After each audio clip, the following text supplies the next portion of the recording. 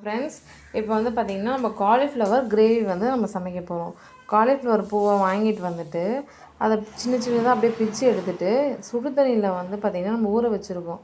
அதில் அதே சுடு தண்ணியில் கொஞ்சம் மஞ்சள் தூள் 1 ஸ்பூனு, உப்பு 1 ஸ்பூன் போட்டிங்கன்னா அந்த சுடு தண்ணியிலேயே அந்த குட்டி குட்டி பூச்சிங்கெல்லாம் இருக்கும் இல்லையா, கண்ணுக்கு தெரியாத பூச்சிங்கெல்லாம் இருக்கும் காலிஃப்ளவரில். ஸோ அதெல்லாம் செத்து போயிடும். ஸோ அதனால் சுடு தண்ணியில் நம்ம இப்போ வந்து வேக வச்சுட்டு இப்போ அதை ஊறவும் வச்சுருக்கோம். அதுக்கு தேவையான இன்க்ரீடியன்ஸ் வந்து பார்த்திங்கன்னா தக்காளி, வெங்காயம். இப்போ நம்ம என்ன சமைக்க போகிறோன்னு பார்க்கலாம். Cauliflower gravy. அதுக்கு என்ன பண்ணணுன்னா கேஸ் ஆன் பண்ணி கடாய் வந்து வச்சாச்சு. ஆயில் ஊற்றிக்கலாம். இப்போ வந்து பார்த்திங்கன்னா சோம்பு வந்து நம்ம போட்டுக்கலாம். அப்புறம் இந்த பட்டை, குஸ்குஸு அந்த எல்லாமே போட்டுக்கலாம். வெங்காயம் போட்டாச்சு, நல்லா வதங்கட்டும். இந்த ஒரு பெரிய பூ தான் வாங்குவோம். அந்த பூவில் வந்து பார்த்திங்கன்னா கொஞ்சம் வந்து எடுத்து வச்சாச்சுன்னா நிறைய பெரிய பூவாக இருக்குன்னு சொல்லிட்டு பாதி கொஞ்சம் கிள்ளி தான் இது மாதிரி காலிஃப்ளவர் கிரேவி செய்யறதுக்கு தயார் பண்ணி வச்சுருக்கோம்.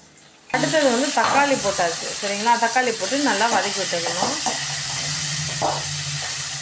இங்கே பாருங்கள், நாங்கள் அப்படியே ஜாரில் போட்டு இதை அப்படியே அரைச்சிட போகிறோம் ஃபைன் பேஸ்ட்டாக. இப்போ பாருங்கள், இது நல்லா அரைச்சாச்சு. மறுபடியும் நம்ம கேஸ் ஆன் பண்ணிக்கலாம். கடாயை வச்சுக்கலாம். லைட்டாக எண்ணெயை மறுபடியும் ஊற்றிக்கலாம். இப்போ கடுகு கொஞ்சம் போட்டுக்குவோம். சரிங்களா, கடுகு நல்லா பொரியுது பாருங்கள். இப்போ வந்து பார்த்திங்கன்னா பட்டை, அன்னாச்சிப்பூ, ஏலக்காய் இதெல்லாமே இருக்குது. அதுக்கப்புறம் வந்து பார்த்திங்கன்னா வெங்காயம். இந்த கடுகு நல்லா பொரிஞ்சிச்சு. இதையும் போட்டுடலாம்.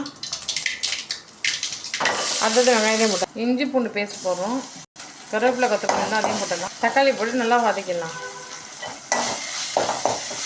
சில்லி பவுடர் போடுறோம், கறி மசாலா போடுறோம், மஞ்சள் தூள் போடுறோம், காஷ்மீரி சில்லி பவுடர் 1 ஸ்பூன். அரைச்சி வச்சுருந்தா அந்த பேஸ்ட்டை அப்படியே ஊற்றிடுறோம்.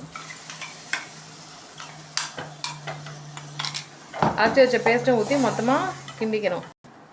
லைட்டாக தண்ணி ஊற்றி மறுபடியும் அதில் ஊற்றிட்டு மொத்தமாக கிண்டிக்கலாம். கல்லுப்பு போட்டுருக்கோம்.